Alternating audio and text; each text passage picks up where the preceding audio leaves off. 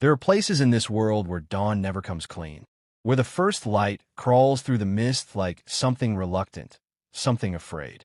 The village of Hollows End was such a place.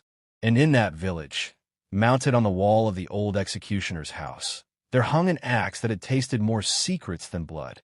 They say it spoke, not in words you could repeat or write down, not in any language the priests could bless away. It spoke in the space between sleep and waking, in that fragile moment when the world holds its breath before the sun. And it only spoke the truth, which, as you'll come to understand, is the most terrible thing of all. My name doesn't matter. I came to Hollow's End in the autumn of a year I've tried to forget, drawn by rumors of a death that made no sense.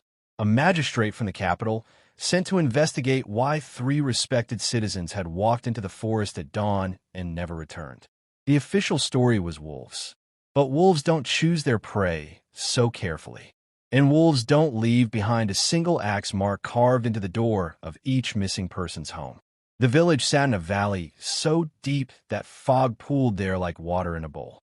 The houses were old stone and darker wood, their windows narrow, their doors thick. Everything built to keep something out, or perhaps to keep something in. The forest pressed close on all sides, pine and birch so dense that even at midday, the tree line looked like a wall of shadow. I arrived just before sunset, when the light turned the fog to gold and made everything look almost beautiful. Almost. The innkeeper was a woman named Margaret, with eyes like flint and hands that never stopped moving. She didn't ask why I'd come. In a place like Hollow's End, strangers always came for the same reason: death, or the mystery of it. The room she gave me was clean and cold. A narrow bed, a wash basin, a window that looked out onto the village square. And in the center of that square, I could see it. The executioner's house, larger than the others, standing alone, its door painted red. A red so old it had gone nearly black. No light showed in its windows. No smoke rose from its chimney, but I knew someone lived there still. That first night, I learned the rhythms of Hollow's End. How conversation died when the sun touched the horizon. How doors were bolted, not just locked. How no one, not even the drunkest farmer stumbling home from the tavern, would cross the village square after dark. They walked around it, adding 10 minutes to their journey, rather than pass in front of that red door. I asked Margaret about the executioner's house over thin soup and dark bread.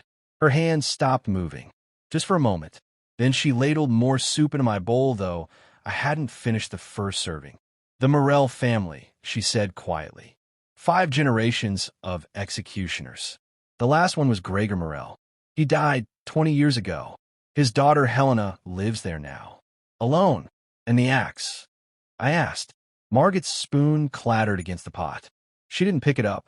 Some things are better left on the wall. Magistrate. Some questions open doors that won't close.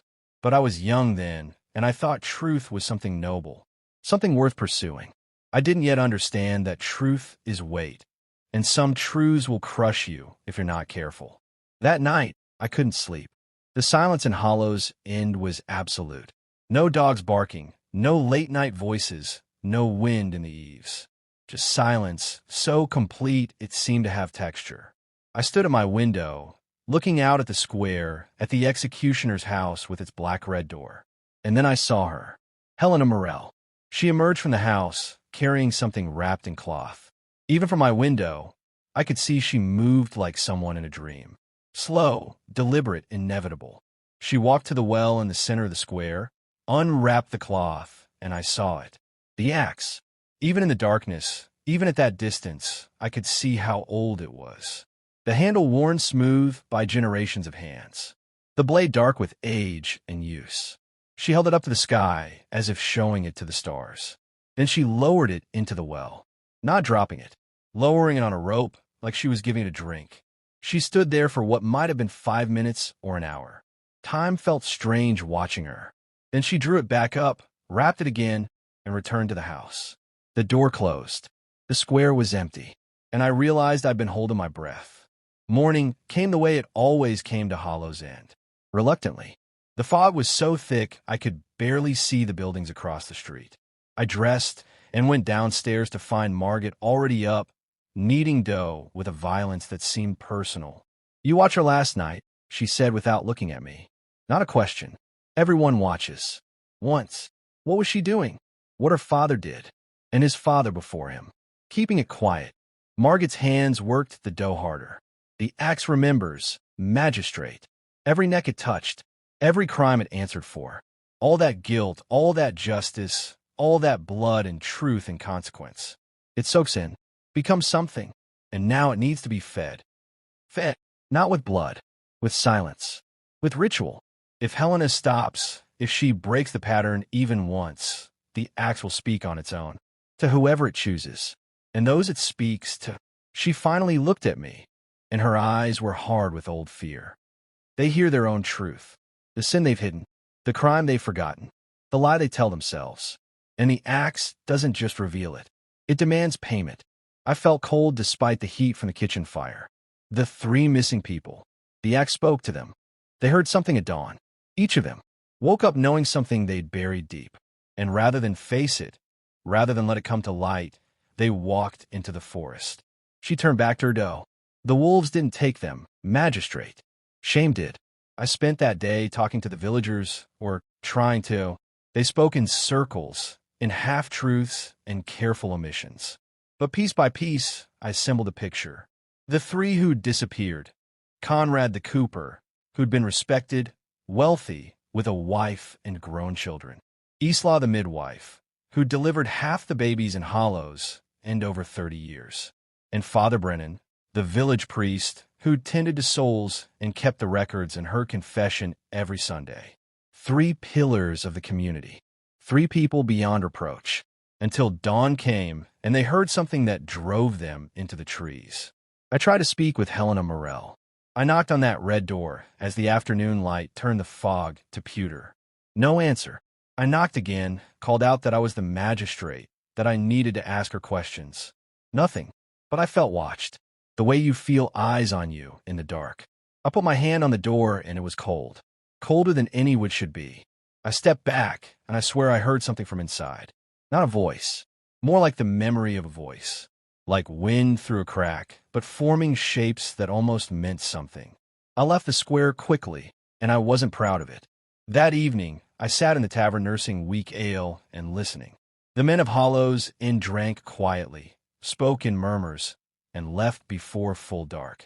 But one old man, his face like weathered oak, his eyes clouded with drink or age or both, leaned close to me. He took a long drink, his hand shaking. But then the world changed. People got clever, started hiding their sins better.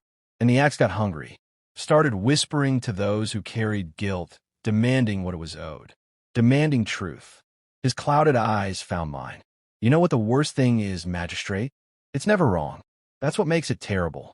It only speaks to those who deserve it. I walked back to the inn through fog, so thick it felt like drowning. And I couldn't stop thinking about what he'd said. It only speaks to those who deserve it. That night, I dreamed of the axe. I dreamed it was speaking, but not in words. In images. In feelings. In the sudden, terrible weight of things I'd done and tried to forget. Things that seemed small at the time. Necessary evils. Compromises. The testimony I'd ignored because it was inconvenient. The evidence I'd buried because the alternative was complicated. The man I'd let hang because it closed the case, even though doubt had lived in my gut like a stone. I woke in darkness, sweating, my heart hammering. The room was freezing, and I could hear something. Not in the room. Outside, in the square. A sound like metal on wood. Rhythmic. Patient. Tap. Tap. Tap. I went to the window. The fog had cleared just enough to see the executioner's house. The door was open, and in the doorway stood Helena Morell, holding the axe. She wasn't looking at me. She was looking up at the sky, at the stars just beginning to fade with the approaching dawn. And as I watched, she raised the axe above her head and brought it down. Not on anything, just down, through the air, slow and ceremonial. Tap! The sound of the blade, striking stone. She did it again, and again. A ritual I didn't understand. A language older than words. And with each strike, I felt something in my chest tighten. Some old guilt trying to surface. Some buried truth clawing its way toward the light. I stumbled back from the window, my breath coming hard. No, I was here to investigate, to find answers. I wasn't guilty of anything. I'd done my job. I'd done what was required. The man who hanged, he'd been guilty. Probably. Almost certainly. The doubt didn't matter. The doubt was just weakness. Just sentiment. But the feeling didn't leave. It grew stronger as the sky began to pale. As dawn approached, I paced my room, trying to think about the case, about Conrad and Isla and Father Brennan. What had they done? What had they heard? I needed answers. Real answers. And there was only one place to find them. As the first gray light touched the horizon, I left the inn. The village was silent. Not even the roosters crowed yet. It was that held moment, that pause before dawn, when the world hasn't decided whether to continue. My footsteps on the cobblestones sounded obscene in the quiet. I crossed the square, each step heavier than the last, until I stood before the red door. It was still open, just slightly. An invitation, or a trap. Helena Morel, I called. My voice sounded thin, unconvincing. I need to speak with you. About the missing people. About the axe. Silence. Then from inside a voice. Soft. Tired. Old beyond its years. Come in then, magistrate. If you're sure. I wasn't sure, but I pushed the door open and stepped inside. The house was dark, lit only by a single candle on a rough wooden table. The walls were bare stone. The floor was packed earth. And there, on the far wall, hung the axe. It dominated the room despite its size. Drew the eye, demanded attention. The blade was dark, almost black, but it caught the candlelight in strange ways. Seemed to hold it. Seemed to glow from within. Helena sat at the table. She was younger than I expected, perhaps 30, with dark hair pulled back severe and eyes that had seen too much. She looked exhausted, hollowed out, but her back was straight, her hands folded calm on the table. You came at dawn, she said. That's when it speaks loudest, when the veil is thinnest, when lies are hardest to hold. She gestured to the chair across from her. Sit, if you can. I sat. The chair was hard, uncomfortable. Or perhaps I was uncomfortable. The air in the room felt thick, charged like before a storm. And I couldn't stop looking at the axe. Couldn't stop feeling like it was looking back. The three who disappeared, I said, forcing my voice to be steady, professional. What did the axe tell them? Helena was quiet for a long moment. When she spoke, her voice was soft as falling dust. Conrad the cooper was wealthy, respected, a good husband, people said, but the axe reminded him of the fire. 20 years ago, a competitor's workshop burned. Conrad's business thrived afterward. No one questioned it. No one connected it. Except Conrad. And the axe. It whispered the truth to him at dawn. Whispered the names of the 2 apprentices who died in that fire. Boys. Children. And Conrad couldn't bear to hear their names spoken aloud. Couldn't bear to have his prosperity revealed as murder. So he walked into the forest. My throat was dry. And the midwife? Isla, she brought life into the world. 30 years of service. Beloved. Helena's eyes were distant, seeing something I couldn't. But there was one birth. A difficult one. Mother and child both at risk. Isla made a choice. Save the mother, let the child go. Deliberate. Quick. The mother was the mayor's wife. The child was just another bastard that would have complicated things. No one questioned Isla's word. She was too respected. But the axe knew. Whispered to her about the infant boy who never drew breath because she decided his life was worth less. Because it was convenient. I felt sick. And Father Brennan? He heard confessions for decades. Kept secrets. Absolved sins. But there was one confession he didn't keep. A young woman, pregnant, desperate. She confessed her affair, begged for guidance. And Father Brennan told her husband in the name of moral duty. The husband killed her. Made it look like an accident. Father Brennan kept his silence then, buried his role in her death under prayer and righteousness. Until the axe spoke her name at dawn. Until he couldn't hide from what his righteousness had cost. The candle flickered, or perhaps my vision did. I felt too hot and too cold at once. Why? I managed. Why does the axe do this? Why does it demand these confessions? Helena looked at me directly for the first time.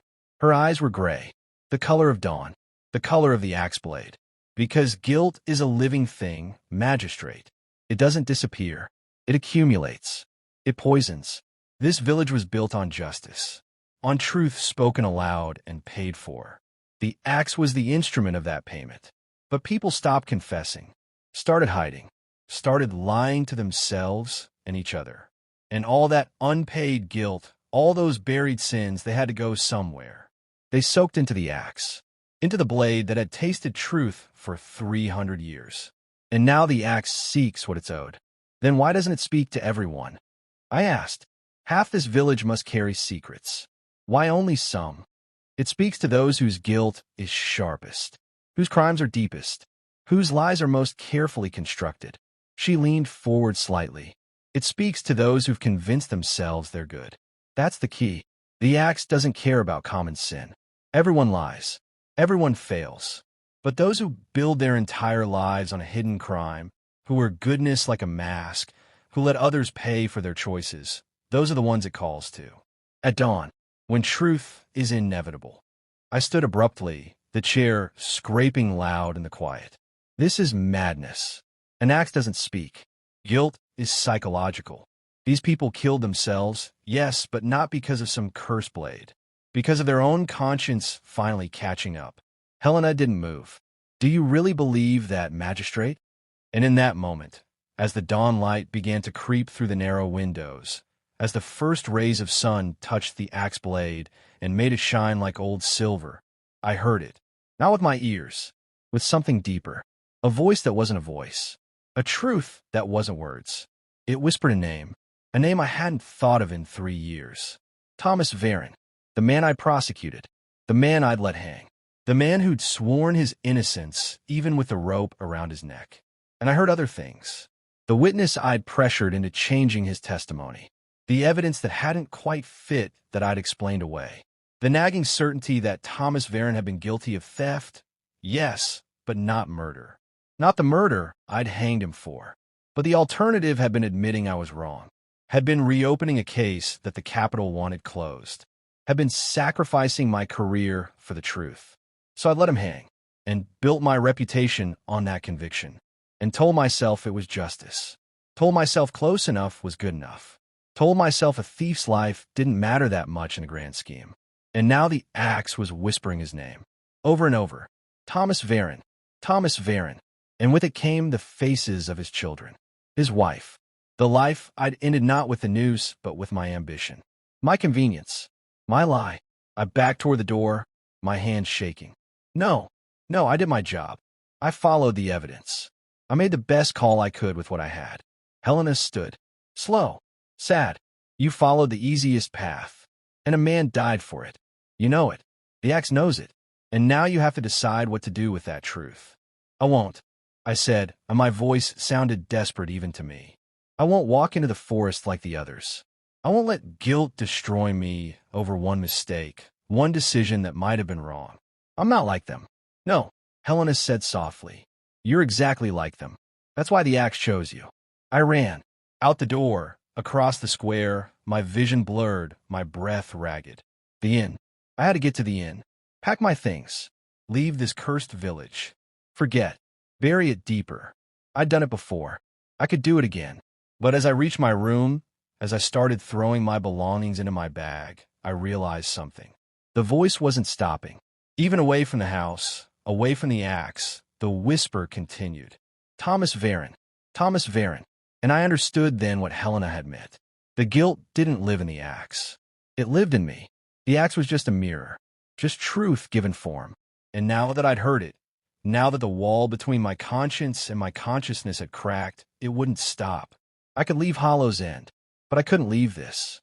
I don't know how long I sat there on the edge of my narrow bed, listening to that whisper, feeling the weight of what I'd done settle onto me like stones. Hours, maybe. The sun rose fully. The fog burned off. The village came alive with the sounds of ordinary life. And still the whisper continued. Finally, as the sun began to sink toward afternoon, I walked back to the executioner's house. The door was closed now, but not locked. I entered without knocking. Helena sat at the same table, in the same position, as if she'd never moved. I needed to stop, I said. Then confess, she replied. Speak your crime aloud. Let it be known. Pay what you owe. And if I do, if I confess, what then? I'll be ruined. My career, my reputation, everything I've built. Yes.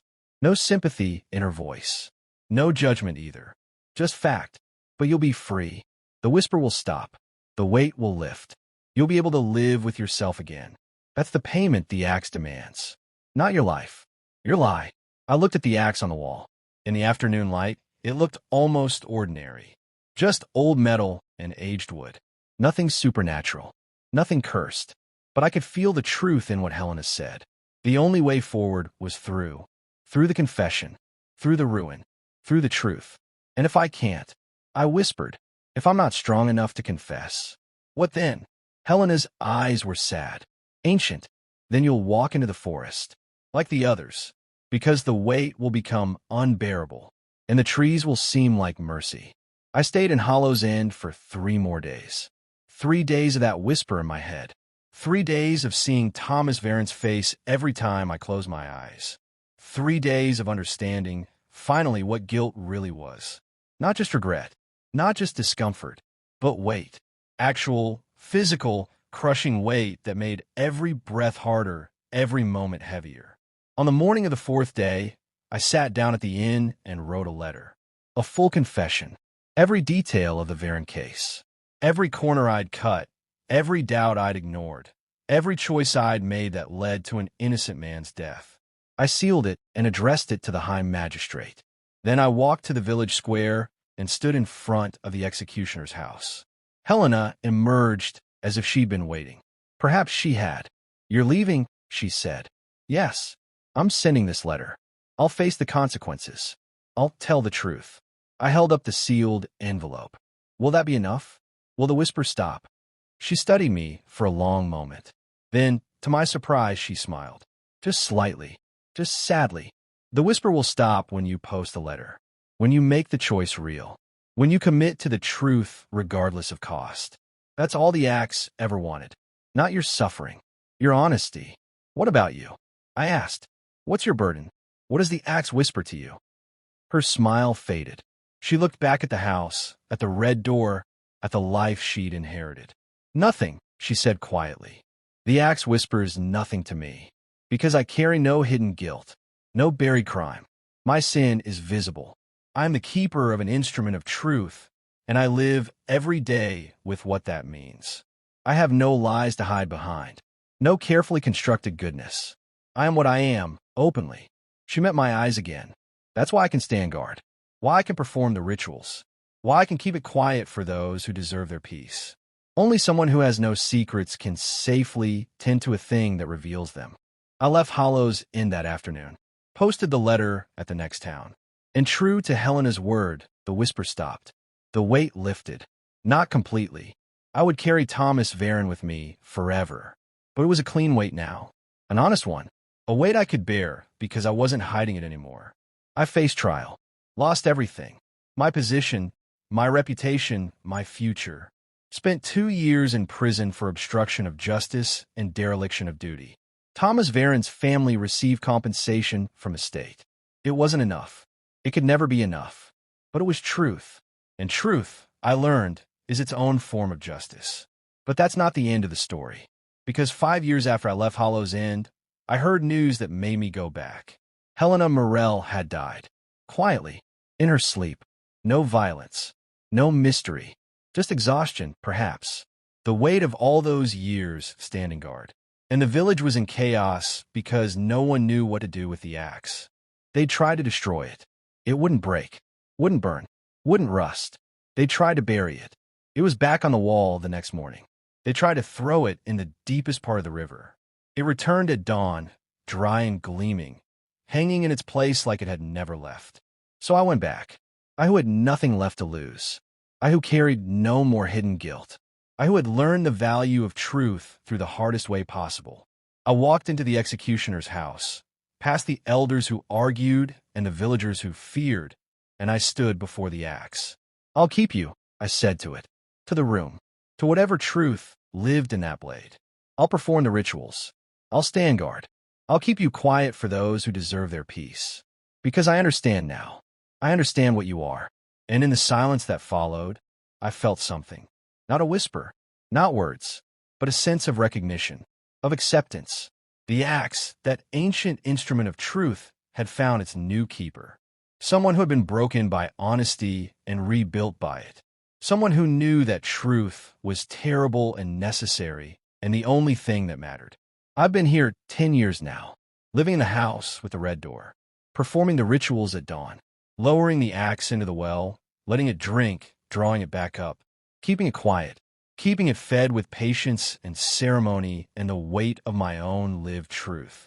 And sometimes in those deep hours before dawn, I wonder about what the axe really is. Whether it's truly cursed or merely old.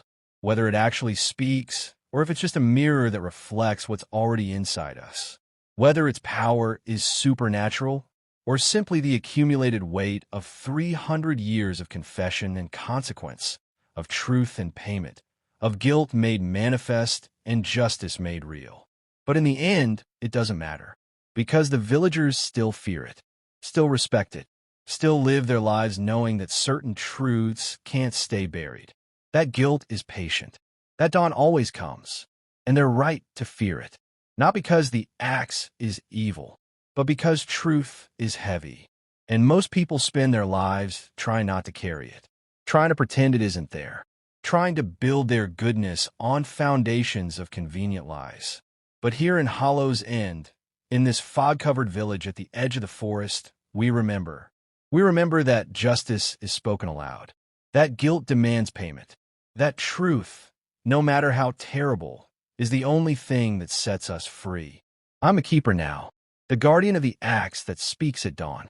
And on certain mornings, when the fog is thick and the world holds its breath, I can feel it. The weight of all those confessions, all those revealed sins, all those truths spoken at the block 300 years ago and buried in the blade. And I understand, finally, what this village has always known, what the axe has always taught, that we're all guilty of something, that we all carry secrets we've tried to bury, and that eventually, if we live long enough, if we're unlucky enough, dawn will come. And in that held moment before the sun rises, when the world hasn't decided whether to continue, we'll hear the whisper, we'll feel the weight, and we'll have to decide, confession or forest, truth or flight, justice or mercy. The axe doesn't care which we choose. It only cares that we choose honestly, that we stop lying to ourselves, that we finally carry what we owe. That's the real curse of Hollow's End. Not the axe, not the executions, not the whispers at dawn. The curse is truth. The curse is memory. The curse is living in a place where guilt cannot hide forever, where dawn always comes, where the axe waits on the wall, patient and dark and inevitable. And some nights, when I can't sleep, when the weight of being keeper feels too heavy, I stand at my window and look out at the village square, at the houses with their thick doors and narrow windows, at the forest pressing close on all sides, at the fog that never really lifts. And I think about all the magistrates and midwives and priests and coopers who've walked these streets, all the hidden sins, all the buried crimes, all the carefully constructed goodness. And I wonder who will hear it next, who will wake at dawn with a whisper in their head, who will come to my door, desperate and afraid, begging to know how to make it stop. And I'll tell them what Helena told me, what I learned the hardest way. You can't make it stop. You can only make it true. Confession or forest, truth or flight. Those are the only choices the axe ever offers. Those are the only choices any of us really have. I'm a keeper now, and I will keep this vigil until I die, or until someone worthier takes my place. I will lower the axe into the well at dawn. I will stand guard over this terrible truth. I will be the one who remembers that justice is older than law, that guilt is patient, that dawn always comes. And if you ever find yourself in a fog-covered village at the edge of a dark forest, if you ever see a house with a red door standing alone in the square, if you ever hear a whisper in that held moment before sunrise, listen, the axe is never wrong, and it only speaks to those who've forgotten what they owe. Remember that. Remember it when you tell yourself that one lie doesn't matter, that one compromise is necessary, that one convenient death is justified. Remember it when you build your goodness on someone else's grave, when you let ambition outweigh truth, when you choose comfort over conscience, because the axe remembers, and dawn always comes. And in that moment, that terrible, beautiful moment when the world holds its breath, you'll hear your name. You'll hear your crime. You'll hear the truth you've been running from. And then you'll have to choose. We all do, eventually. That's not a curse. That's just being human. And the axe, old and patient on the wall, waits for us all. Always. At dawn.